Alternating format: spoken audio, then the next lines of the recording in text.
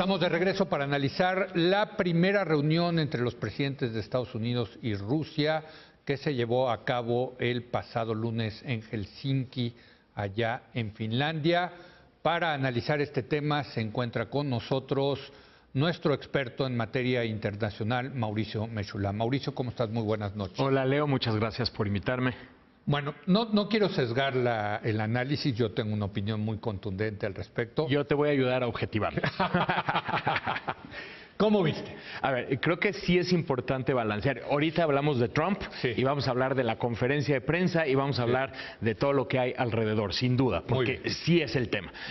Pero sí hay un tema que a veces se oscurece dentro del análisis, que tiene que ver con la importancia de que dos superpotencias que se encuentran en el peor momento de su relación desde tiempos de la Guerra Fría, se sienten a dialogar y por lo menos a poner ciertos temas sobre la mesa y a intentar acercar posiciones que los enfrentan. Ahora, pero a ver, ahí te interrumpo, porque estoy de acuerdo que están en su peor momento, pero están en su peor momento por culpa de Putin, que no solamente se aventó una guerra contra Ucrania, sino que invadió y conquistó y se quedó y anexó Crimea.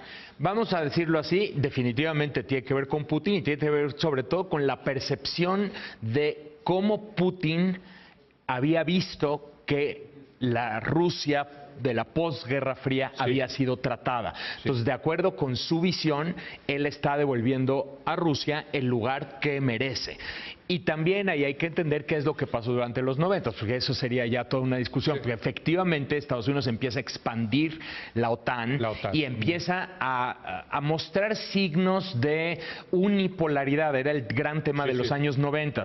Y esto es percibido por Putin y por un amplio sector que le respalda como algo negativo. A ver, esto no es lo que habíamos acordado. Cuando terminamos la Guerra Fría, habíamos dicho que la OTAN se quedaba en su espacio y no se iba a expandir. Entonces, esto lo que genera es una dinámica de conflicto. Y claro, tienes la personalidad de Putin y tienes todas estas acciones. ¿Por qué Ucrania es importante? Porque Ucrania es básicamente la puerta de Rusia y es un territorio que ha sido tradicionalmente ruso.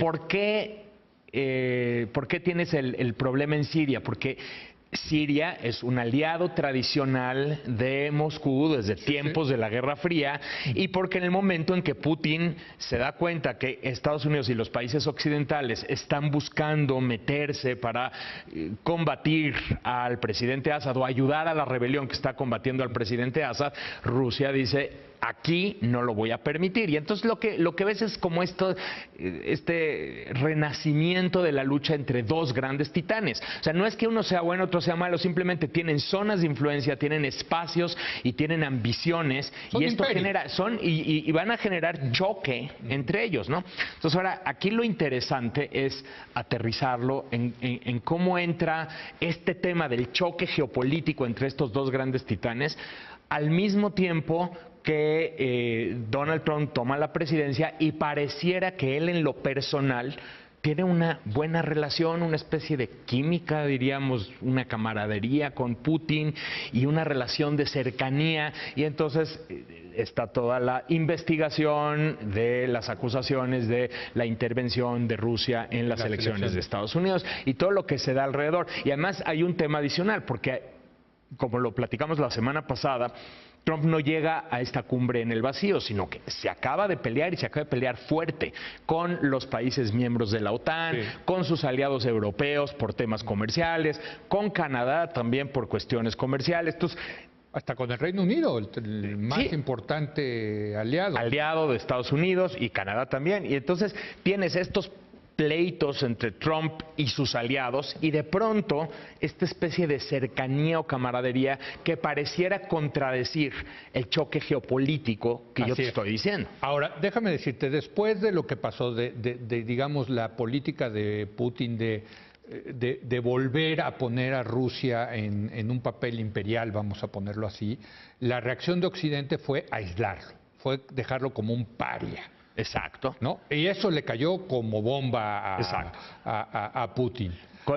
Ahora, yo te pregunto a ti, en ese sentido, la sola reunión de Putin con Trump ya es ganancia para Putin porque le quita esa etiqueta de paria y lo vuelve a poner, como tú decías, como el presidente del otro polo. Sí lo es, sobre todo por el contexto en el que estoy diciendo y por el cómo se da. O sea, la reunión, vamos, no es algo negativo en sí mismo el hecho de que exista una cumbre entre dos superpotencias. Hay muchos que piensan que sí, ¿eh?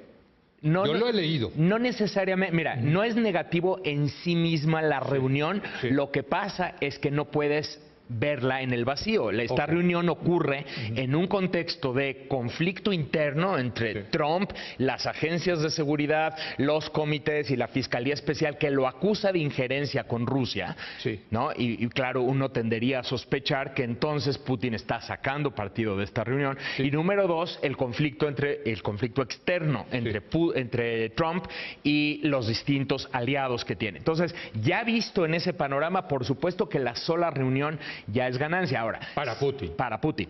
Sin embargo, si debido a la reunión se pudieran sacar algunos resultados concretos en materia de no proliferación nuclear o en temas de combate al terrorismo, pues ahí puedes tener algunas... Lo que pasa es que no sabemos. No sabemos porque todo quedó muy vago. A eso me refiero. Te voy a empezar con la crónica, digamos, de la reunión. Primero, ¿qué te parece que dejó esperando 1 hora Putin al presidente de Estados Unidos? No, eso es... Yo creo que lo resume todo. En temas de protocolo, que por cierto parece ser que es una cosa usual del presidente ruso de dejar esperando a las otras personas. Porque fíjate aquí lo interesante, o sea, Trump, ¿recuerdas esas fotografías de Angela Merkel tratando de acercarse a Trump? Trump pareciera que siempre impone agenda y siempre impone condiciones y aquí pareciera que es al revés y que además Trump lo permite. Esa es una parte interesante. Y luego, número dos, y creo que es lo más delicado de todo, es durante la conferencia de prensa. Independientemente de que entran a la cumbre sin una agenda preestablecida propiamente hablando. Bueno, la cumbre también entiendo que se encerraron 2 horas sin asesores, sin asesores. Hubo una parte donde sí había staff, hubo otra parte donde no había staff. Pero no quedaron récords, eso es lo que entiendo. No quedan registros y entonces no sabemos. Lo cual es no sé, bueno, tú sabes más, es un poco raro para los estándares diplomáticos. Entiendo que los estándares diplomáticos normalmente todo queda debidamente registrado y además son agendas como más estructuradas. Aquí todo era mucho especulativo de si se iba a discutir estos temas, si se van a discutir estos otros, o bajo qué términos. Por ejemplo, decíamos, la prensa israelí filtra la semana pasada que Netanyahu y los países árabes, Arabia Saudita, Emiratos Árabes, estaban presionando, estaban queriendo obtener la concesión de Rusia de sacar a Irán de Siria a cambio de de ayudar a que Estados Unidos le libere las sanciones a Rusia. O sea, estás mezclando dos temas que aparentemente están separados.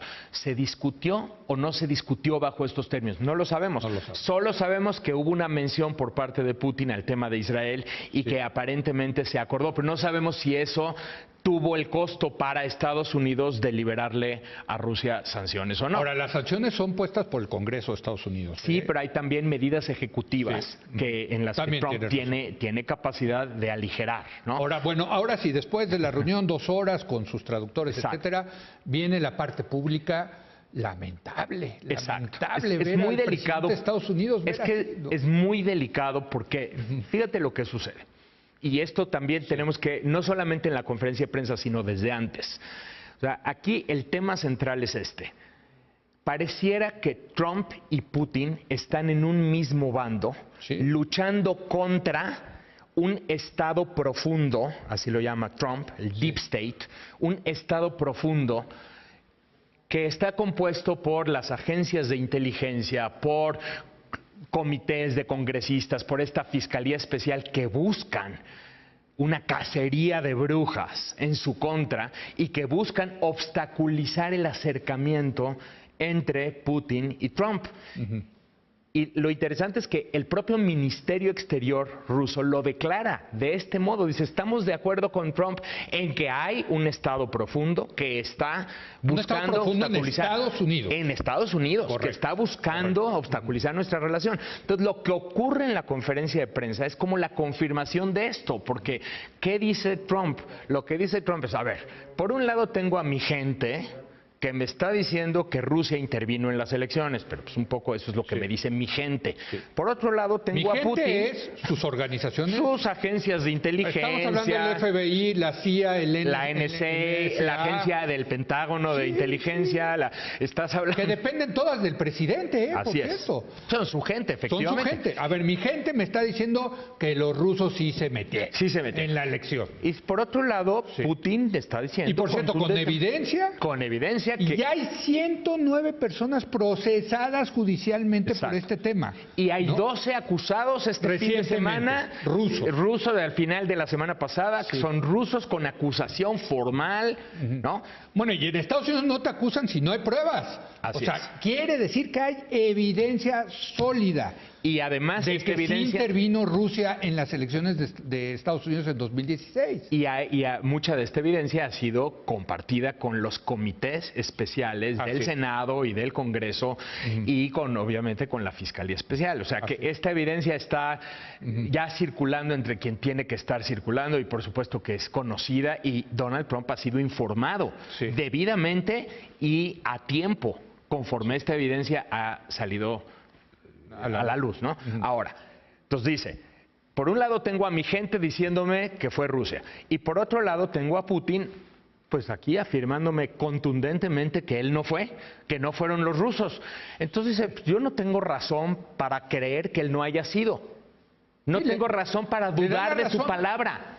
Yo decía en mi ¿por columna, qué no en cambio? Yo decía en mi columna de hoy, es como preguntarle a un ladrón, oye, ¿fuiste tú el que te robaste? Y dice no, entonces no tendría razón para dudarte. Exacto, yo le creo al ladrón, no a los otros que me están presentando pruebas. Exacto, ¿no? Y entonces dice, el presidente Putin está estableciendo una idea que me parece magnífica el que la aborde. La idea de Putin es que trabajen en conjunto las agencias de inteligencia rusas con las estadounidenses para llegar al fondo del asunto, lo cual obviamente no va a caminar, o sea, no hay forma de que eso tenga camino, pero aquí, públicamente Trump desacredita a sus propias agencias de inteligencia y a sus propias investigaciones y se pone del lado de Putin, pero lo que quiero explicar es que lo que pasa es que está del lado de Putin en términos de que cree, él considera seriamente que efectivamente hay una conspiración de este Estado profundo en su contra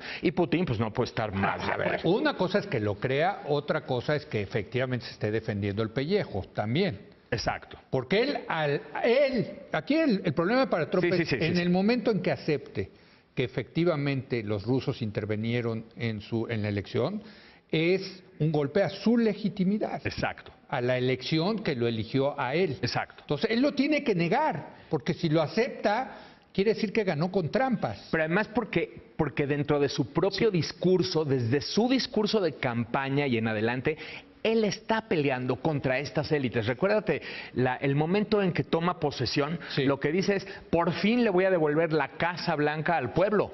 Porque las élites que han gobernado este país en Washington, tanto republicanos como demócratas, le han robado al pueblo al cual yo pertenezco, le han robado su propia capital. Es un discurso totalmente popular. Ahora, para mí hay dos momentos importantes en esta visita. Uno ya te lo dije, que lo dejó esperando una hora. A mí se me hace increíble que el presidente de Estados Unidos tenga que esperar. Cualquier presidente, ¿eh? A mí, cuando me hacen esperar una hora, me enojo, ¿no? Así es. A ti también, imagínate, supongo, a la gente, imagínate, ¿no? Imagínate. Pero lo dejan en protocolo. Pero hay otra parte, que no sé si tú viste la conferencia de prensa, en donde un periodista le pregunta a Putin, oiga, ¿intervino Rusia en la elección de Estados Unidos?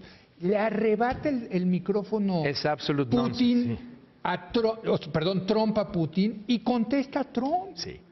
Defendiendo a Putin y a Rusia. Así es. Y termina Putin diciendo, pues ya ven, ya lo dijo su presidente, háganle caso. Así es. Con una sonrisa maquiavélica, lo cual, Mauricio, me lleva, de verdad, a mí me chocan, tú lo sabes, las teorías de la conspiración. Pero empiezo a sospechar seriamente de que sí tiene algo Putin muy comprometedor con Trump, que hace que Trump lo defienda tanto a Putin. Pues mira, esa es una hipótesis y creo que cobra solidez. Ahí también eso se lo preguntaron a Putin, no sé si viste esa parte. Se lo preguntan a Putin tal cual y contesta, tienen los videos famosos. Y él dice, No, Eso yo es ni una conocía. absoluta tontería. Sí. Dediquen ya, por favor, su cabeza a pensar en otra cosa porque están malgastando su tiempo pensando en eso. Así Yo ni contestan, conocía a Trump cuando vino a Moscú. como no tiene nada que ver. Por supuesto que esa es una hipótesis que está cobrando solidez y que, bueno, de acuerdo a cómo se ha venido construyendo la historia, digo, ahí queda sobre la mesa. Y tienes también, la otra posibilidad o sea, tendría que ver con la posibilidad de que efectivamente Trump, dentro de sus convicciones y dentro de esta forma como él solito se ha construido la idea de quiénes son los malos de la historia y quiénes son los buenos. O sea, te la pongo así. ¿Cómo dijo Trump? ¿Por qué Trump? ¿Por qué están en el peor momento las relaciones entre Rusia y Estados Unidos? De acuerdo con Trump, el culpable es Estados Unidos. O sea, el presidente de Estados Unidos culpa a Estados Unidos de haber deteriorado las relaciones con Rusia. Entonces, la otra, una hipótesis es el chantaje y la posibilidad de que exista. La otra hipótesis es que de verdad él se ha construido toda la imagen y toda esta idea de que efectivamente dentro de Estados Unidos están las fuerzas negativas y lo que hay que hacer con Rusia es un competidor. O sea, es que además así lo plantea. No es un enemigo. Rusia no es un rival, es un competidor. Y como competidor, bueno, pues sí competimos y efectivamente hay temas de choque y demás, pero como competidores no tendríamos por qué no negociar y por qué no sentarnos a la mesa. Me queda tiempo para dos preguntas más rápidamente. Okay. La diferencia abismal entre Putin y Trump, ¿no? O sea, Putin, un político experimentado, colmilludo, pues es un dictador finalmente, ¿no? Ya lleva muchos años en esto, exespía de la KGB, se ve que contra un novato de la política. ¿Qué te puedes? O sea, así se vio. Yo decía, era como ver jugar a la selección francesa contra el Cruz Azul, man. Es un magnate que ha tenido éxito relativo en los negocios y que en el mundo de la política, cuando trasladas esa forma de comportarte o esa forma de negociar incluso, no necesariamente te da los resultados, porque además son otros temas, son otras reglas, son otros juegos. Putin sí está muy cañón, ¿no? Putin sí, mira, ha tenido una enorme eficacia. Obama decía, por ejemplo, que Siria iba a ser el Vietnam de Putin. Y muy por el contrario, Siria está representando una puerta de entrada de Putin a Medio Oriente, de toda Rusia a Medio Oriente, y se está convirtiendo en la potencia con la cual hay que tratar, con la cual negociar. Y todo esto es a partir justamente de la política. Y ya se quedó Crimea. Ya se quedó Crimea. Tiene, Ucrania no va a formar parte de la OTAN, como se llegó a pensar en cierto momento, de la Unión Europea. O sea, todo esto son jugadas que le han terminado saliendo y además tiene una altísima popularidad en casa. No, hombre, altísima. Tiene una altísima popularidad, se está recuperando económicamente, tuvo momentos muy complicados Rusia, está teniendo una recuperación económica y está jugando bien con China, o sea, efectivamente tiene y ahora está jugando para efectos de su agenda y de sus intereses, está jugando adecuadamente con Trump. Ahora, una última pregunta, ¿le va a costar esto a Trump? Porque de verdad, hijo, mano, ya estoy pensando que tenía razón cuando en la campaña dijo que podía salir y matar a una persona en la Quinta Avenida y no le iba a costar nada electoralmente. Mira, te voy a decir lo que pasa. Hijo. En realidad es que hay muchos actores que están ganando de la presidencia de Trump, y eso hay que decirlo porque Trump no está actuando solo, no es un loco en la presidencia actuando solito, tiene una serie de actores que se están beneficiando de una agenda conservadora, de una agenda pro América primero, pro Estados Unidos primero, una agenda muy proteccionista. Hay actores que se están beneficiando, los propios evangélicos, por ejemplo, con lo de la Suprema Corte de Justicia, se están beneficiando estos actores. Entonces, de alguna forma, lo critican hoy, le van a decir, y sin duda están diciendo ahora sí se cruzó la línea, de verdad, etcétera. Pero el día de mañana rápidamente cambian la conversación, porque además Trump es muy eficaz en cambiar la conversación y en mover la agenda en el sentido que él la quiere mover, ¿eh? Y seguramente lo vamos a ver en los próximos días hablando de otro tema y poniendo otros temas en la discusión, y entonces a todo el mundo se le olvida, y los que han sido sus cómplices a lo largo de los últimos meses, el último par de años ya, van a seguirlo siendo porque terminan beneficiándose de esta agenda que el presidente ha venido imponiendo. Bueno, pues interesante. Muchas gracias, Mauricio. Muchas gracias, Leo. Mauricio, por esta lectura interesante de esta reunión Hijo, mano, penosa, verlo desde fuera, ver esa diferencia entre Trump y Putin. Qué barbaridad, yo nunca había... No sé si tú recuerdas a un presidente estadounidense tan hecho pinole por... Dice por John una McCain, el presidente, el senador McCain, dice que es el punto más bajo en el que ha caído algún presidente de Estados Unidos. Así lo dijo el senador McCain. Pues yo estoy de acuerdo, que yo recuerdo nunca había visto un show de esa naturaleza. Gracias, Mauricio. Muchísimas gracias, Leo. Gracias a usted por habernos acompañado. Yo lo espero mañana en punto de las 10 de la noche, cuando otra vez sea la hora de opinar. Aquí nos vemos.